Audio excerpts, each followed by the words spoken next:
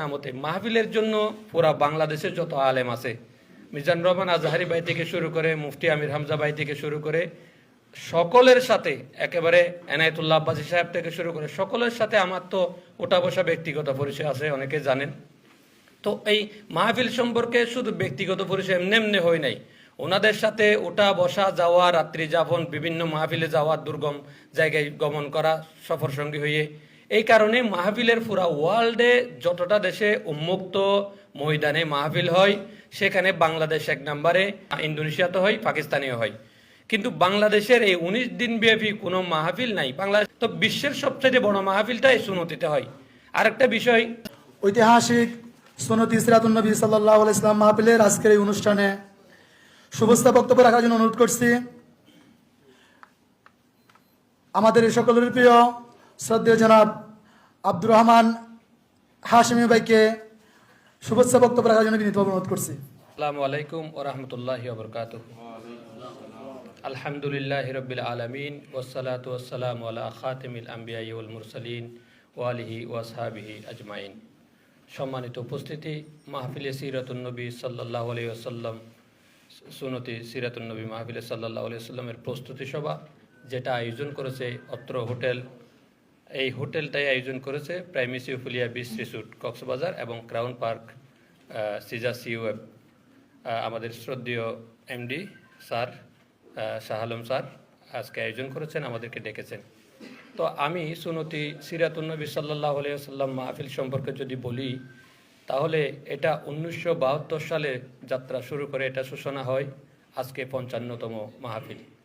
এই সুন্নতি নামটা আমার জীবনের সাথেও জড়িত, কারণ আমাকে যারা চেনেন তারা অনেকেই জানেন যে আমি সুন্নতি হাকিমিয়া কামিল মাদ্রাসা থেকেই আমার প্রথম কামিলটা হয় হাদিসে। আমি বোধহয় ওই কামিলেই সর্বোচ্চ বাইবাতে সর্বোচ্চ নম্বর পেয়েছিলাম, লিখাতে নয়। নজর ভাই জানে কিনা জানি না।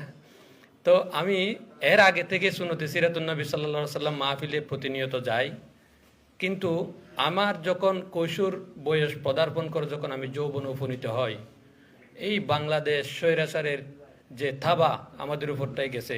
সিরাতুন নবী মাহফিলে, সিরাতুন নবী এটা বিশ্বের সবচাইতে বড় মাহফিল যেটা বাংলাদেশে হয়, বিশ্বের সবচাইতে বড় মাহফিল যেটা আমাদের চট্টগ্রামে হয়, সুন্নতিতে হয়। আমার জানা মতে মাহফিলের জন্য পুরা বাংলাদেশের যত আলেম আছে, মিজান রহমান আজহারি ভাই থেকে শুরু করে মুফতি আমির হামজা ভাই থেকে শুরু করে সকলের সাথে, একেবারে এনায়েতুল্লাহ আব্বাসী সাহেব থেকে শুরু করে সকলের সাথে আমার তো ওঠা বসা ব্যক্তিগত পরিচয় আছে, অনেকে জানেন। তো এই মাহফিল সম্পর্কে শুধু ব্যক্তিগত পরিচয় এমনি এমনি হয় নাই, ওনাদের সাথে ওঠা বসা, যাওয়া, রাত্রি যাপন, বিভিন্ন মাহফিলে যাওয়া, দুর্গম জায়গায় গমন করা, সফর সঙ্গী হয়ে, এই কারণে মাহফিলের পুরা ওয়ার্ল্ডে যতটা দেশে উন্মুক্ত ময়দানে মাহফিল হয়, সেখানে বাংলাদেশ এক নম্বরে, ইন্দোনেশিয়াতে হয়, মালয়েশিয়াতে হয়, না ইন্দোনেশিয়াতে হয়, পাকিস্তানেও হয়। কিন্তু বাংলাদেশের এই 19 দিন ব্যাপী কোনো মাহফিল নাই। বাংলাদেশে আরেকটা আছে, এটা 11 দিন, ওটা এত বড় না। তো বিশ্বের সবচেয়ে বড় মাহফিলটাই সুন্নতিতে হয়।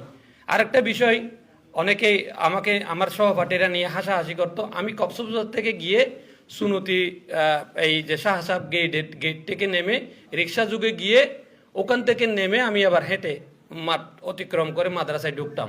কিন্তু যখন আমি মাঠের বাউন্ডারিতে নামতাম, আমার মানে মনে হতো যেন আমি এখন তকুয়াবান। তা আমি যখন ওখানে গিয়ে বলতাম, দোস্তরে আমার তো তকুয়া চলে আসছে, বললো যে শালার তুই বেটা এমন একটা মৌলবী যে তকুয়া চলে আসছে। আমি বললাম যে গরম থেকে যদি একটা রুমে রুমে ঢুকি, যদি আমার যদি এসি চলে আসে আমি বুঝতে পারি, তাহলে এই সুন্নতির এই সিরাতুন নবী মাহফিলের বাউন্ডারিতে যখন ঢুকি, আমার মনে হয় বাইরে যে আমার যে তকুয়া কম থাকে, এটা এখানে যেন আমার তকুয়া চলে আসে। এটা আবার কোরআনেও সাপোর্ট করে। সুতরাং সুন্নতি সিরাতুন নবী সাল্লাল্লাহু আলাইহি ওয়াসাল্লামের মাহফিলের আমি ভক্ত, আমি শ্রোতা, আমি ওখানকার ছাত্র, এবং ইতিপূর্বে আমার সাধ্য মতো যা করার মানে প্রদানের সুযোগ ছিল আমি তা করেছি, ভবিষ্যতে আবার করতে হবে। সকলকে আহ্বান জানিয়ে মাহফিলে যাওয়ার, মাহফিলে সাধ্য মতো সহযোগিতার হাত বাড়ার এই আশাবাদ ব্যক্ত রেখে আমি আমার বক্তব্য শেষ করছি।